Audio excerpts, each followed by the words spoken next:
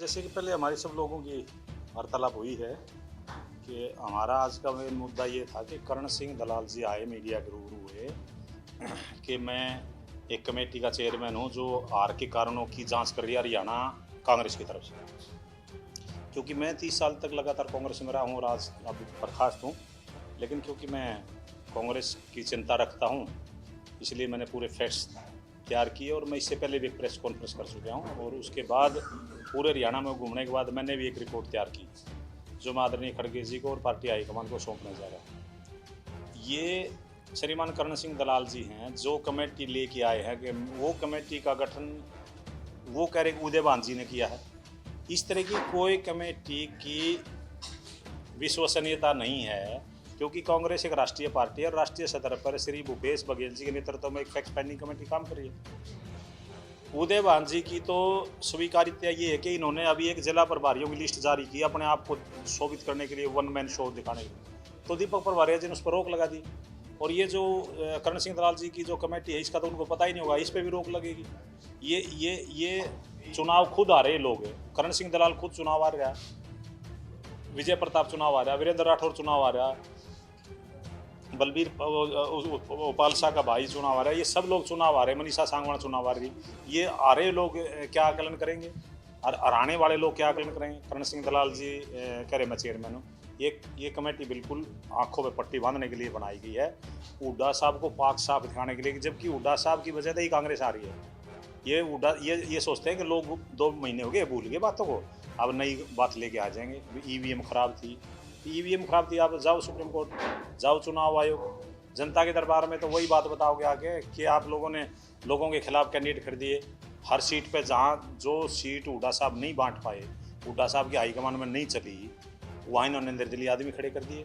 उचाना में, बरवाड़ा में, आपको मैंने लिस्ट जैसे पहले बताई थी, बहादुरगढ़ में, अम्बाड़ा कैंट में, तिगांव में, कालका में, गसोला, बारडा में, वहाँ कांग्रेस की लूटिया 8 सीट हरवा दी इन्होंने। ये तो मैं कम से कम आंकड़े दे रहा हूँ, जो जिनके 20-25 हज़ार वोट आए हैं, जो इनके आदमी थे, तो 37 वोट थी, 8 ये जीत जाते, 45 आगे थे हम सत्ता में। देखते जानबूझ के ये श्रुति चौधरी और जो किरण चौधरी, उनके साथ पार्टी में रहते हुए बुरा बर्ताव किया। वो बेचारी पार्टी में छोड़ गई, इनसे हाथ जोड़ के चलेगी, वहाँ जा करके उसको अनिरुद्ध चौधरी को, बहन भाई को लड़वा दिया। वो अनिरुद्ध चौधरी लड़ना चाहता था बारडा से, उसको लड़वा दिया तो शाम से कि ना वहाँ लड़ो, वो सीट हार गई। बारडा से जो लड़ता था उसको कहीं और से लड़ा दिया, सोमवीर सांगवान उसके सामने अपना कैंडिडेट खड़ा कर दिया, तो पार्टी की लूटिया तो इन लोगों ने डबोई। जयप्रकाश जी ने 4-5 सीटों पर पार्टी के खिलाफ काम किया, उनके खिलाफ अनुशासन कार्रवाई, कोई सिफारिश नहीं हुई। तो ये बहुत से मुद्दे हैं, जनता सब समझती है। हम तो क्योंकि हमारी जिम्मेवारी बनती है सच बोलेंगे, सच बोलने की सज़ा ये मिली कि हमें पार्टी से बर्खास्त किया गया। और अब ये और दूसरी धमकियाँ, कानून कार्रवाई की धमकियाँ हैं, जैसे पत्रकार साथी पूछ रहे थे, या जान से मारने की धमकियाँ, तो इनसे हम नहीं डरते। महात्मा गांधी जी की कांग्रेस के हम सदस्य रहे हैं, अनुयायी हैं। जॉर्ज पंचम, जिनका दुनिया के 62 देशों में राज्य था, जॉर्ज पंचम के सामने जब महात्मा गांधी जी गए तो उन्होंने ये कहा कि श्रीमान आपने हमारे देश की जनता के कपड़े उतार लिए। वो बहादुर आदमी, उस पार्टी के हम सदस्य रहे, तो इन धमकियों से हम डरने वाले नहीं हैं। तो हम तो जो सच है सच बोलेंगे। सच ये है भूपेंद्र सिंह हुड्डा जी की वजह से और ये 8-9 लोगों को जो मैंने नाम बताए उनकी वजह से कांग्रेस पार्टी, उनके क्रियाकलापों की वजह से कांग्रेस पार्टी आ रही है और वो सारे लोग इसके जिम्मेवार हैं। और हम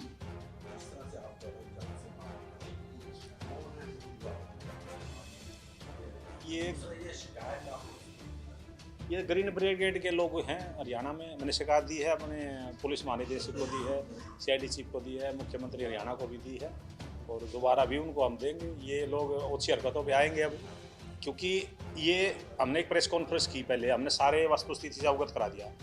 अब ये कमेटी का बहाना करके आए, जब कोई कमेटी है नहीं, कमेटी है तो भूपेश बघेल जी प्रस्तुत करेंगे ना रिपोर्ट, हार के कारण वो बताएंगे, वो जनता से मिल रहे हैं। ये कौन होते हैं हार के कारण बताने वाले? इन्हीं की वजह से आ रहे, ये हारने वाले, यही हराने वाले और यही रिपोर्ट पेश करने वाले। दूध की रुखाली बिल्ली कैसे बैठ सकती है? मैंने खड़गे जी को, हमारे राष्ट्रीय अध्यक्ष खड़गे जी है, हाईकमान है, शेड्यूल सी उस पर विचार होगा पूरा। मैंने खाका जाखा इसमें तैयार कर दिया है, एक एक चीज़ लिखी है जो बिल्कुल राग द्वेष के बगैर, जैसे कहते हैं, जो जिम्मेवारी के साथ जिन लोगों ने काम किया, प्रदेश से रिपोर्ट ली है और उनकी रिपोर्ट हाईकमान को हम सौंपेंगे। ये दे दी है, ये मैं आपके सामने ये लेके आया हूँ बाकायदा। इसमें हमने डालकर ये सारी हमने उनको रजिस्ट्री करा दी और बाकी जो बचे नेता हैं खासकर प्रियंका जी को भी हमें रिपोर्ट देंगे। सर, कांग्रेस के नेता कई नेताओं के क्या आपस में उदय भांजी को इस्तीफा दे देना चाहिए, आपका क्या स्टैंड? मैं कहता हूँ उदय भांजी को नैतिकता तरफ इस्तीफा देना चाहिए। और मेरे स्टैंड की जहाँ तक बात है, मैं पहले भी बता चुका हूँ, मैं अभी कुंभ स्नान पर जा रहा हूँ। कुंभ से आने के बाद 5 फरवरी के बाद 1 महीने का टाइम है उदय भांजी के पास। मैं परमिशन लूँगा उदय भांजी के घर के सामने या डी पार्क पर हुड्डा साहब जी के घर के सामने या कांग्रेस कार्यालय चंडीगढ़, इनमें से जहाँ परमिशन बैठे वही आमरण अनशन पर बैठूंगा और बिल्कुल उदय भांजी को त्यागपत्र देने पर मजबूर करेंगे। और मैं आमरण अनशन पर, हमारे कुछ साथी हैं वो कर्मिक अनशन पर बैठते रहेंगे साथ साथ। जो भी होगा उदय भांजी की विदाई तय है, उनको विदा करने के बाद मैं वहाँ से उठूँगा नहीं, मैं आमरण अनशन पर बैठूँगा जहाँ भी परमिशन देगा प्रशासन। आपने 7 जगह का जी वोट सीट उठाना जी, उसमें कैसे हार का कारण, कौन सा कैंडिडेट आपको मानना है? ये वीरेंद्र गोगड़ या भूपेंद्र सिंह हुड्डा जी का आदमी था, ये दीपेंद्र हुड्डा जी का आदमी था। ये पिछली बार भी टिकट मांग रहा था, पिछली बार भूपेंद्र हुड्डा जी के आदमी आगे उचाना से, जब तो नहीं लड़ा ये। अब ये चौधरी वीरेंद्र सिंह आगे, अभी इसने फार्म भर दिया, 30,000 वोट आगे इसके।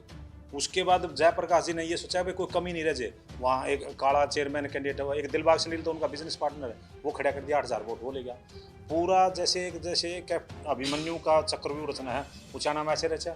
चौधरी जयप्रकाश ने ऐसे 5-6 जगह किया, कोई एक जगह नहीं किया। तो उचाना में तो इन्होंने 32 वोटों से हारे। कितनी शर्मनाक हार है वो पूरे हरियाणा में। खलती नहीं लोगों को पता नहीं सरकार गिराने वाले लोग तो ये, और उस पर ये लिपापोती कर रहे हैं। एक नए चेहरे लेके आते हैं, पहले जब तक उदय भांजी को आगे कर रखा था, कर्ण सिंह गराल को आगे कर दिया, कल किसी और को आगे कर देंगे। अशोक अरोड़ा जी होंगे CLP लीडर। मैं आज पार्टी का वर्कर नहीं हूँ, कार्यकर्ता हूँ, लेकिन मैं ये दावे के साथ कहता हूँ और एक 100% सत्यता आप लिख लेना मेरी बात को, भूपेंद्र सिंह हुड्डा जी CLP लीडर नहीं बनेंगे। और भूपेंद्र सिंह हुड्डा के कहने से कोई कांग्रेस का प्रधान नहीं बनेगा प्रदेश में। अब इनकी विदाई तय है, चाहे भूपेंद्र सिंह हुड्डा जी हो, चाहे उदय भांजी हो, इनको अब घर बैठना चाहिए। जनता भी चाहती है, कांग्रेस का नेतृत्व भी चाहता है, तो ये जितना जल्दी घर बैठ जाएंगे उतना पार्टी के हित में है, पार्टी की भलाई उसी में।